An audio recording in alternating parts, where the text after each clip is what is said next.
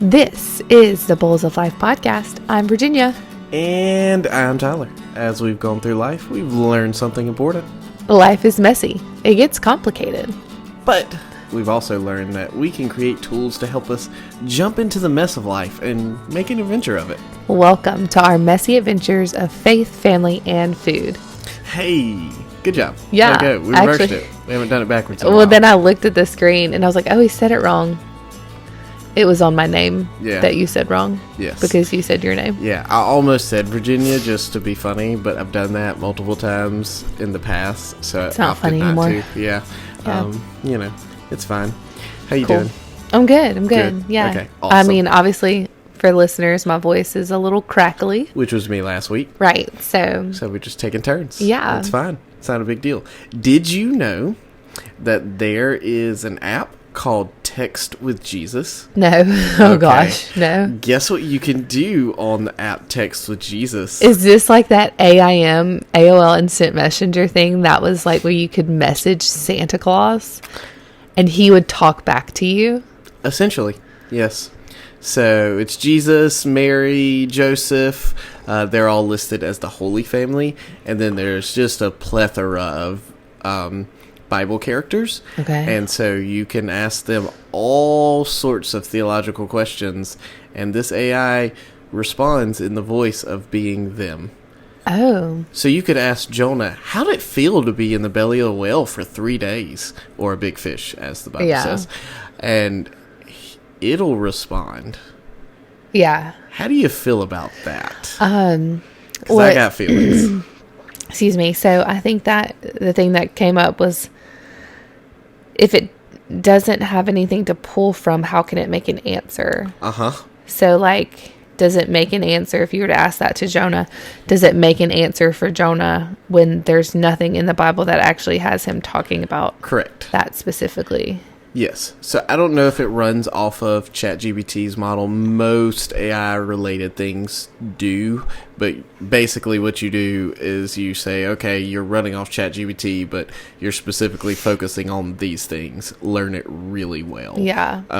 That's the best I understand it. My understanding is limited. Yeah, because ChatGPT can be like, well, Yes. I understand you're asking this question and you want to know more about la la la. Yes. I cannot answer. Yeah, and so essentially it's a generative chat or generative text is what it does. It generates text. Now, it's getting better and better at the way it does that. It pulls from all sorts of sources, all the things. Yeah. But yes, ultimately, like, there is no what did it feel like to be in the belly of the whale answer. I mean, there's probably children's books that have statements about it or whatever, but like there's nothing real there. And so you can now ask Jesus in this Chat with Jesus app or Text with Jesus app, you can now ask him all sorts of theological questions, like, and now it's as if Jesus were responding, but he's not. That's weird. But he's not. So like obvious things like, should you love your neighbor? Yeah, there's something to pull from there, obvious. But like you ask him, hey, which is more accurate theology, Calvinism or Arminianism? And now this thing has to give some sort of an answer. Now, Chat is pretty good about walking the middle ground pretty hard and not leaning in. Getting information on both sides. Yes, more so than making direct answers. I don't know. I haven't used this app, so I can't speak to exactly we might have to check it out. It costs money, and I'm not going to spend money. Oh, gosh, no. no. No. Oh, if you'd ask it like, hey, Jesus, when you were 12. Yeah, exactly. Like, and you wanted to preach from? In the synagogue. Like, all sorts of questions. And it just also calls into what question. What did you preach on? Right. There's so many things around AI and the way we respond to it. And I naturally, like, I refer to Alexa in our house as a she, but it isn't. It's an it. Right. It's an it. And even our children are like, ask her. Like, she knows. Right. And we give it a gender as if it's a person. But it's not. It's like that Smart House movie on Disney. Yeah, I never saw that. Yeah, I know. I feel like I brought it up before. You have. Yeah. But I know nothing about it. Yeah. They were on to something. Yeah. It's an it. And it starts to call into question some deep theology of what does it mean to be made in the image of God, and your soul. What is personhood? What is a soul? Like, there's a lot of questions there that there are not enough deep theological Christian thinkers writing things on that yet. Yeah. I think Andy Crouch, and I forget what the name of the organization he's with. Oh, it just left me. I think Andy Crouch is doing some work in that area, and I think some people will continue to lean in it as we go forward. Yeah. But by the time the answers of how should we feel and what should we do with this come, like, it's really going to be too late. I feel like we're going to have leaned into it way too much. There's a lot of things, though. I don't use it daily, but I use it more days than not, at least when I'm in the office, to do different things. I basically use it like Google in a lot of ways these days. And I'm running off the free version. Like, I'm not even paying for it. Yeah. It does a lot of that pretty well. Well, I think when it's super useful to gather information. Yes. From the World Wide Web. And put it into a succinct answer for a question that you have. Like, it's way more advanced than what Ask Jeeves was back in the day, right? Oh, Jeeves. Jeeves was literally just the same thing Google is. Google, yeah. But we would ask it questions. And when we ask Google questions, and Google has Gemini or whatever. It does now. It does now that, like, it generates. I actually think Google has gotten worse since they rolled out Gemini, in my opinion. Okay, I have no idea. But anyways, so then it sums it all up at the top, which is really nice.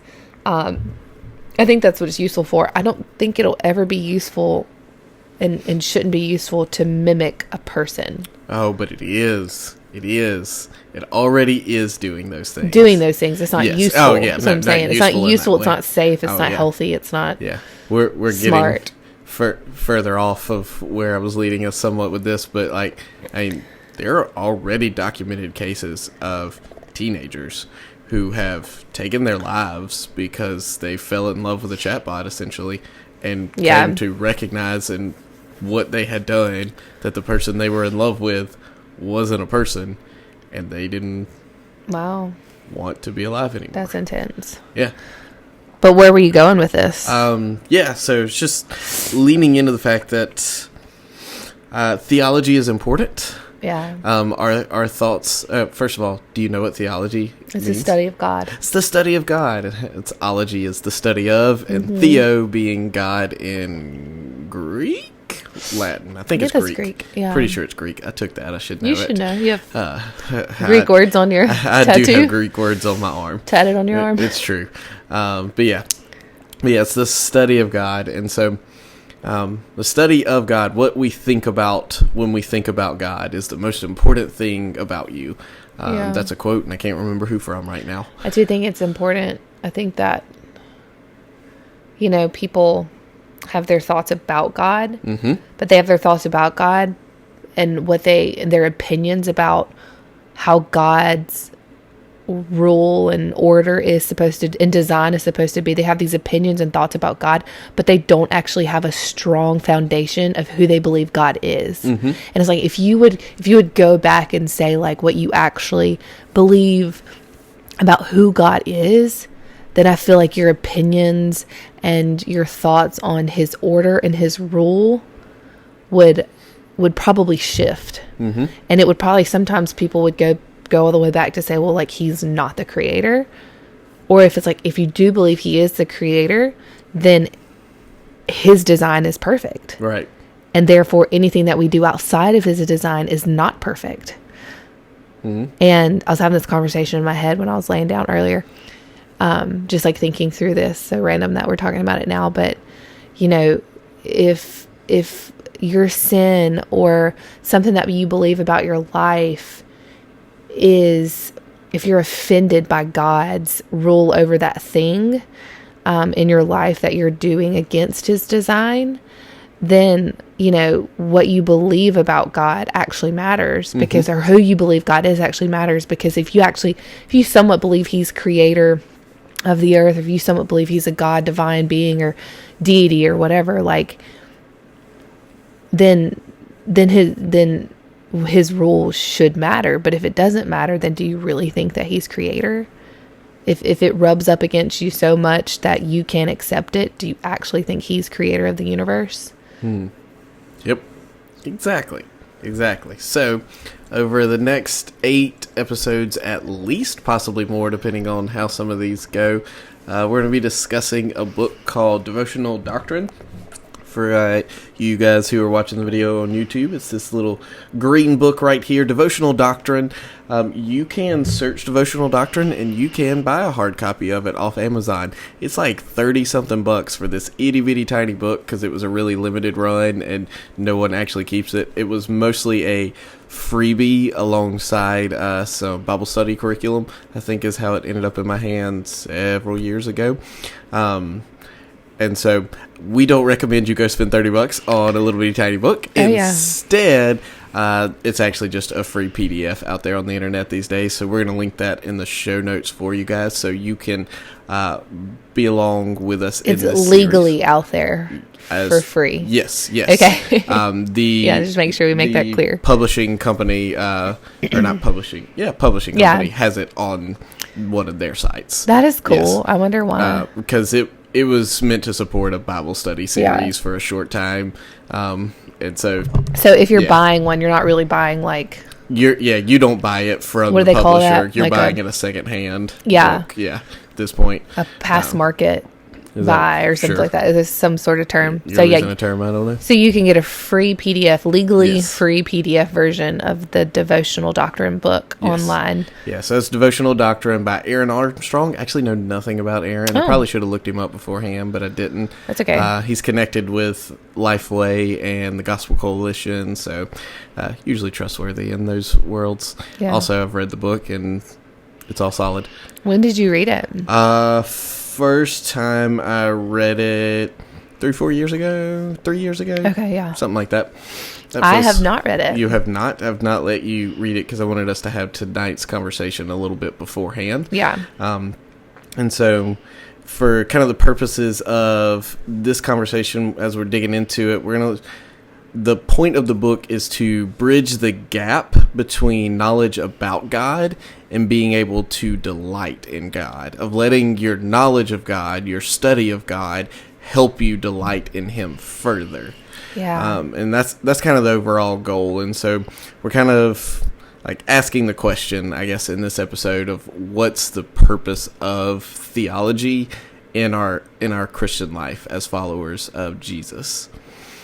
What's the purpose of theology? Yep. Okay. What's the purpose of theology in the Christian life? It's kind of what we're going to talk about for a little bit. But before we dig too much further into that, we'll take a quick break right here. All right. So I already kind of asked, what is theology? So we said study of God. I like the definition that Aaron, I think he's actually quoting somebody else in the book, gave, is it's words about God. Like, that's ultimately what theology is just words, or you could also say thoughts about God that are then practiced and lived out. Okay.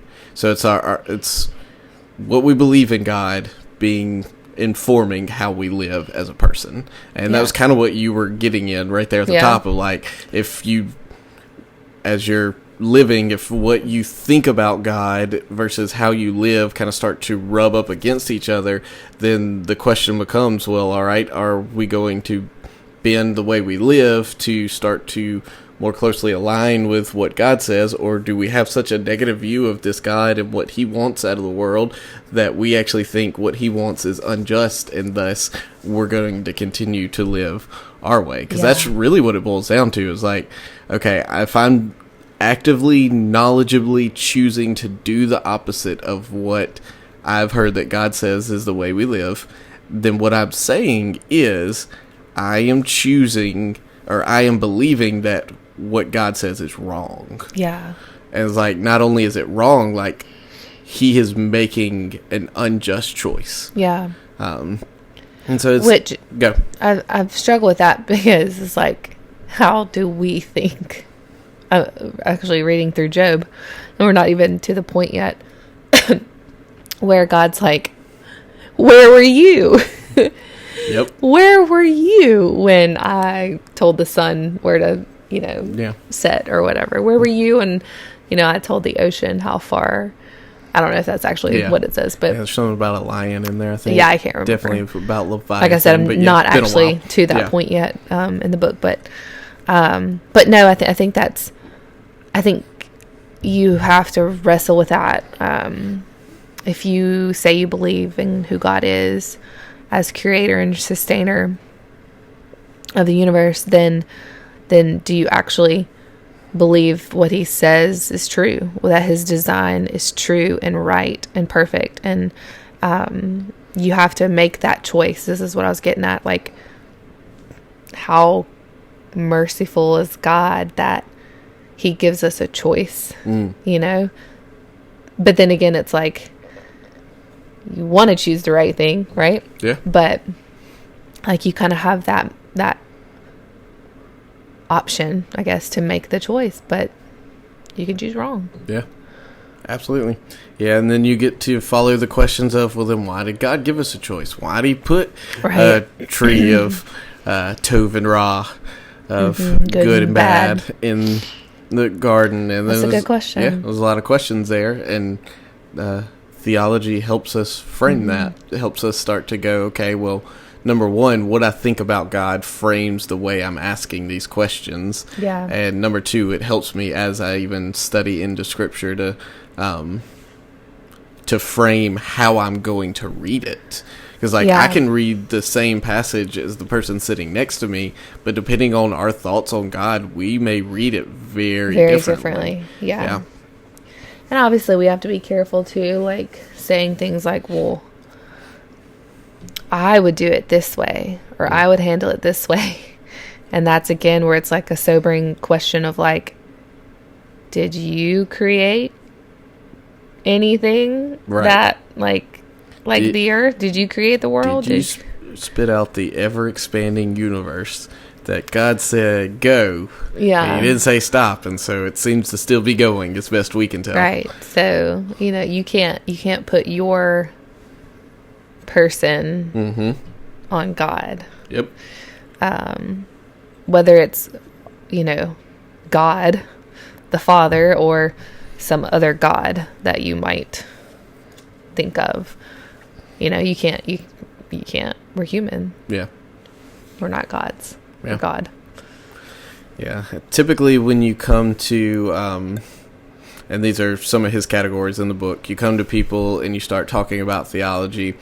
He gave two groups of people. I'm going to add the third one on there. The first one he says that you'll encounter, and I think he's kind of talking inside the church, people who are already connected to church. You'll talk about theology, and maybe the first group of people you'll encounter is people who are skeptical about whether or not all these thoughts on God, whether or not studying all these words so deeply and having words like omniscient and transcendent and immanent, like, how's that really of any value to my life? And so he calls those people the skeptics. Then he talks about the convinced. These are people who they probably know that theology matters, but they struggle to delight in it. And it's like, okay, I know, like, what I think about God impacts how I live, but, like, I struggle to take any real delight in learning these deeper things. Like, you want to give me some typical Sunday morning stuff, yeah, sure, I'm here for that, but, like, you want me to go anything beyond what somebody is, I hate to say it this way, somebody spoon feeding me feels wrong way to say that, but somebody's just handing me these things in a devotional kind of way, like, anything beyond that, I can't find much joy there. Yeah. I said I'd add a third one. I'm not going to right now. How do those two hit you? Yeah, I was seeing it as, like, the person who may or may not, more than likely not, join a church because there's no relation to God. And so this I think is the second person, but it's like that you mentioned. Yeah. It's like, I know there's a God, I know there's a creator, maybe even know a little bit about him, but I don't have a relationship with him. And so there is no delight, because what would you be delighting in if you didn't have a relationship? Yeah. That's what I thought of when you mentioned the second one. Yeah. Now reframe them a little bit, though, because I think when he talks about them, he is talking about them as people who are already connected to church. Like, they're already in church. Yeah. There's not a lack of belief in Jesus. It's just I'm skeptical as to whether or not learning all of this deeper theological things has any real value. Or that's the skeptic. Or I'm just not I'm convinced that it has value, but I can't find joy in it. Okay. So the skeptic just doesn't think theology is of value. Okay. And the convinced knows there's value there, but can't really find joy in learning it. So, imagining these are like church-going Christian people. Imagine them as that. I think the skeptic might be maybe in their personality. It's just they're not, it's got to be proven to be of value. It's got to be proven to show that it's meaningful, that it's needed and it's useful. Whereas the convinced, whereas the second person, they don't find joy. They see it has value, but they don't find joy. I don't know. So he kind of writes the book he says literally for both of these groups of people. Yeah. And what he's ultimately attempting to do, and I think did a solid job of it. That would be like, okay, I see the value in exercise. But there are some things I don't find joy in. Yes. When it comes to exercise. Okay, I'm sorry, go ahead. No, that was good. I didn't mean, I totally interrupted you. No, I appreciated that. That was a good analogy. But yeah, written to both of these, he's attempting, and like I said, I think he did a good job of taking high-level seminary terminologies and bringing it into a devotional kind of setting where he'll talk about something that whole books are written on in a page or two in a way that is easily read by someone who just has tertiary knowledge of who Jesus is. Okay. Like, you got a general understanding of Jesus because you showed up for Sunday school a couple of times. Yeah. Like, you could read this and understand it. Gotcha. And so that's where the devotional side of the doctrine comes in. Oh, okay. Okay. Excuse me. So, Devotional Doctrine is the book. Correct. And it is written for someone who might be a skeptic of the value of doctrine, of theology, of really getting deep with their belief. Yeah. But it's also written for the person who understands that that's valuable, understands that theology is needed and useful, and doctrine and all that is needed and useful, but they don't really find joy in it. Yes. Okay, I think I'm tracking with you now. Yep. Sorry for all the people that were like, yeah, Virginia, come on. No. I very intentionally didn't let you in on any of this beforehand so that we could have this conversation in a way that somebody on the other side of these headphones might be feeling. So it's taken all doctrine and theology, like you said, like people that have probably written like PhD size papers. Absolutely. Hundreds and thousands of them. And he's putting it in a devotional kind of bite-sized format so that a skeptic or a what's the other one? What can we call convinced. them? A convinced. Yeah, okay. I didn't love the word either. It made it hard to remember, but yes. So a skeptic or convinced can read it and understand it and come to maybe believe that theology is valuable or find joy in the theology. Exactly. Okay. So where do we fall? Yes. Where do we fall as in the skeptic or convinced? Yeah. side of things. Well, I take delight in it, and that's where I think there's a third category that he wasn't necessarily writing to. For. Yeah, not that those people wouldn't read it. So I think your third category is people who are both convinced that it is of value and can find delight in it. I won't say that every book I've ever read that is a doctrinal kind of book has brought delight. But I'll say at this stage in my apprenticeship to Jesus, I find delight in it. Yeah, the deeper we get, I think, in our relationship, the more interested and delighted we probably are in knowing more about God. So what is doctrine? Doctrine, I don't have the exact definition. I should have looked that up, but what doctrine is. But a doctrine is essentially a statement on something. Like what you believe about. Yes, exactly. Yeah. So the doctrine of the Trinity. Okay. Those kind of things. Gotcha. And the Trinity is very much discussed in here in a very... it's one of the topics. So... I love it. The book's in 8 broad categories. I don't remember them all. The first one is God's revelation. That's what we'll talk about next week when we get there. But within each of the 8 kind of sections, there are a lot of each of those would be like a sub doctrine kind of thing under the big one. And so a doctrine about, like you said, the Trinity, or a doctrine about... Yeah, so under revelation, God's revelation, just 2 very big ones is natural revelation of creation and the written revelation of God's word. Okay. There's more to it than that, but those are just 2 really easy ones to pull from. Okay. So that's what we'll do is we'll kind of walk through those, and that's where I said this will take at least 8 episodes, 8 or 9, but it may take more. Some of those we may just dig deep into and end up needing to break down further. And here's where it's meant to go, is he doesn't want it to just be, okay, well, now the skeptic believes there's value, and now the convinced can have some joy, delight as they learn these things. But it's ultimately meant to go from just having more knowledge about God, moving from your head into your heart, and from your heart into your hands, as he wrote it. And so it's kind of the...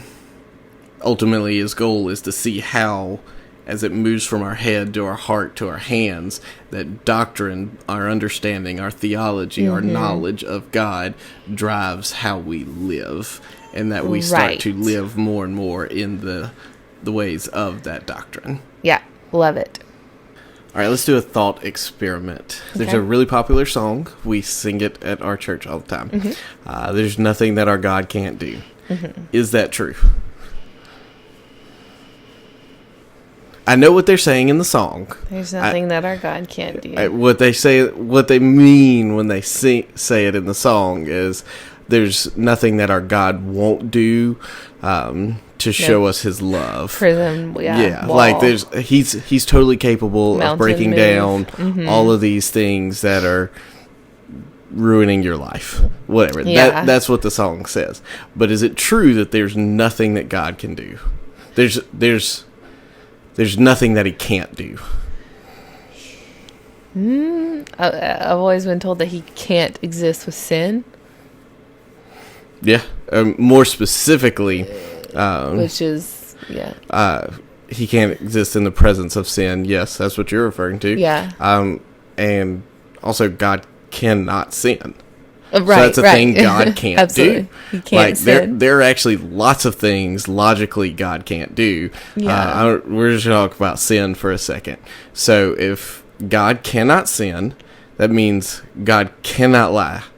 Right. And if God cannot lie, that means he is actually the one being you can trust fully for every word he speaks. Yeah.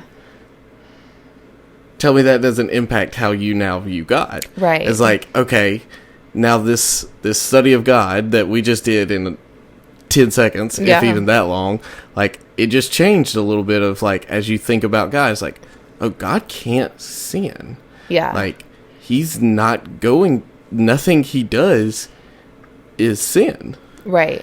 And so that starts to color a little bit, like, okay, well, if God can't sin, and he tells people to do certain things, like, okay, well, now we got to deal with those. And, like, there's a whole rabbit trail of things in the Old Testament that we're not digging into in this moment. You want to spend time digging into some of that complex stuff, hang out with the Bible Project. They'll do a much better job of it. They have helped me understand many a thing. Many of my thoughts of God have been deeply shaped and formed through Bible Project. Through the Bible Project, to the point to where I don't know where they end and I begin at this point. It's realistic. Yeah, their stuff is awesome. Yes. But yeah, so it's just little things like that. Little reframings, reshapings, understandings that start to impact the way we live. Like, now that you can logically go, okay, I can trust anything God tells me, like, fully 100%. Yeah. Now we start to lean in a little further and go, okay, well, what does that mean that I can trust him? And we just get to chase those things here, there, everywhere. Aaron Armstrong talks about the fact that there have been difficult seasons in life where his theology has kind of sustained him through those. I think about times of grief and maybe loss of a loved one. Not just, loss of an elderly relative, friend, whatever. Like, those are difficult, but there's a level of understanding there. But, like, the loss of someone who's much younger. And then we just go, okay, well, God, how could you let this happen? How could you be good and let this happen at the same time? Well, in the midst of that is a horrible time to start that conversation. Right. But if we start to learn more about God and a theology of suffering, a theology of the brokenness of our world, well, then we have those things to hold on to when times of suffering and hardship come. Yeah, no, that actually reminds me a long time ago. It's so funny that this always sticks out in my brain. Like, it's a memory that I have. A young person in our, oh my gosh, what's the word I'm looking for? Like, in our circles passed. And I believe it was when your cousin Zach passed away. I believe it was Zach. Okay. So when he passed away, this was like early Facebook. Everybody's grieving Zach's death. But there was this one guy that I believe would have probably identified as atheist or didn't, I don't know. I think he did because the statement, the Facebook status that he made was, how could there be a good God, or how can we believe in a God who would take a life of such a good guy, a young, person who was a good guy. And I was like, what a terrible thing to say to where his family can read that statement that you made on Facebook about the God that they're trusting in has their son in heaven. Right. Like, you're trying to take the rug out from underneath their belief. What hope they have. All the hope that they have in God, that they will see their son again. But because you have a belief that God is not good and you don't know about God, truly have a understanding that you think that he's not good because he allowed a young, nice guy to die. I just remember that being like, why would you say that? But it's because you don't believe in who God actually says he is. Right. But Zach's family did. Yep. They believe, like, okay, yes, it hurts that I lost my son, but I trust that he's with God in heaven because Zach was a believer. So that sticks out in my mind, but that's the exact example of what you're just talking about. It's like, you go through grief. If you don't have an understanding of who God is and even like believing he is who he says he is, then you will crumble. Yes, very much so. Yeah. And I'm pretty confident there's at least a little bit on suffering in this. I don't remember fully. I haven't reread it just yet. But if that's something you would like to build a deeper, richer theology on, highly recommend D.A. Carson's How Long, O Lord? Something about a study of suffering. Yeah. But How Long, O Lord, D.A. Carson. Yes, highly that recommend. One, highly recommend. Cool. So, theology is, it's not just academic. It can very much be devotional. It can very much drive our understanding and our worship of God, our ability to delight in Him for who He is. It can provide guardrails for us in the way we live. It can provide stability in difficult seasons of life. It provides hope in the good and the bad. And so it's really meant to shape how we live and how we enjoy, how we delight in who God is. And so ultimately, everybody's a theologian. You've got thoughts on God, whether your thoughts on God are how could He be good, or your thoughts are on God are, I really think consubstantiation is a much more whole and accurate picture than transubstantiation. And yes, I used words that no one's meant to understand. That was the point. Whether you're on one end of that spectrum or the other, you are a theologian. You're either good at being a theologian because you have learned and are continuing to delve into the depths of who God is, or you're a bad one because you just took Supernatural, the TV show, and said, I think that's what God's like. Right. Which is not even remotely true. Are you a good... I don't know why geologist is the first thing that came to my mind. But, are you a good geologist if you don't continue to study geology? No. Right. Yes. If you don't continue to grow in it, absolutely not. Yeah. So, absolutely. So, here's what we'll do for this specific part of the episode. I'd encourage you guys to read along with us. Each of the sections of this book are like 12 to 20 pages, and it's a small book. So it's a tiny book. Yeah, it would take you minutes to skim read, and it would take you 10 minutes to deeply read a whole section of this. So we're going to, like I said, attempt to cover it one section at a time. So that's 12 to 20 pages. There's a short intro that's like 5 pages. Yeah.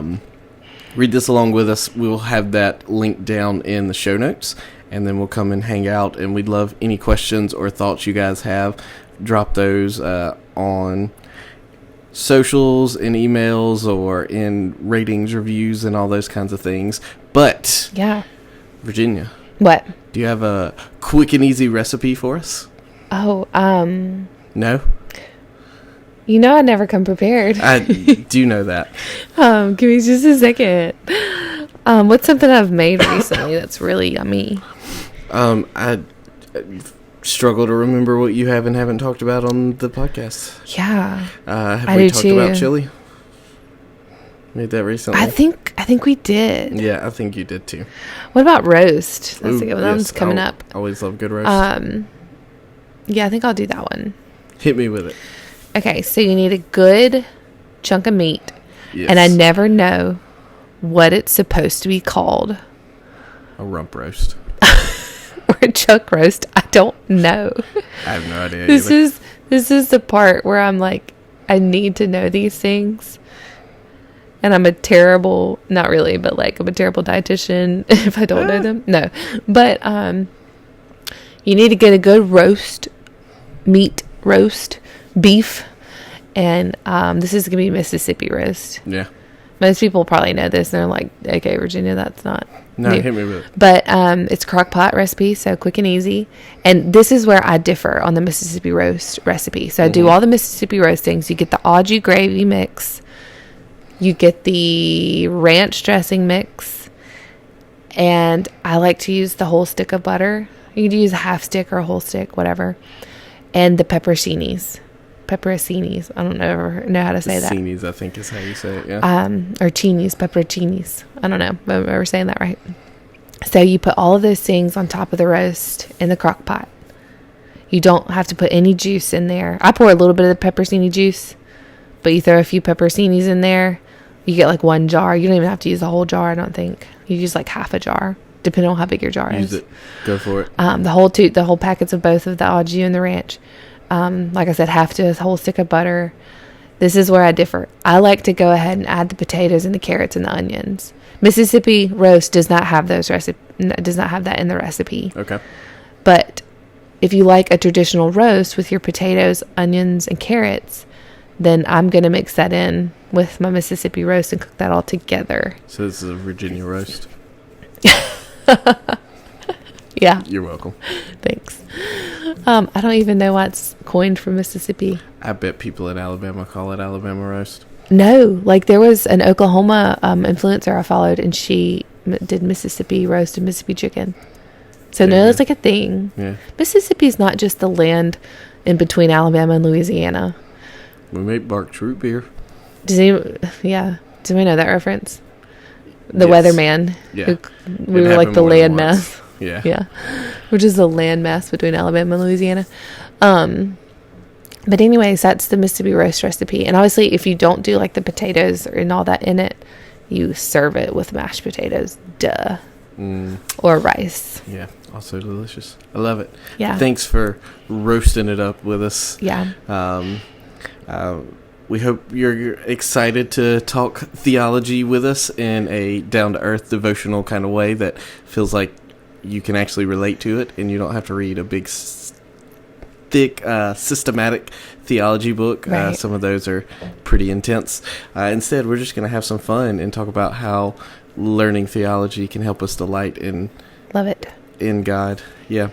What you can do for us before our next episode, which we're going to spend that episode talking about how God reveals himself to us in creation and in his word. What you can do before that episode comes out here in this new year of 2025 is give us a like, a rating, and a review anywhere you listen to this podcast. And if you'll give us a heads up, either social or shoot us an email or something, there's a lot of places you could review us in, and so I just don't see them all. So anywhere you drop that review, let us know, and I'd read some of them on the air. Need to do that again. We've done a few in the past and haven't done that in a while. We'll be looking out for those. Yes.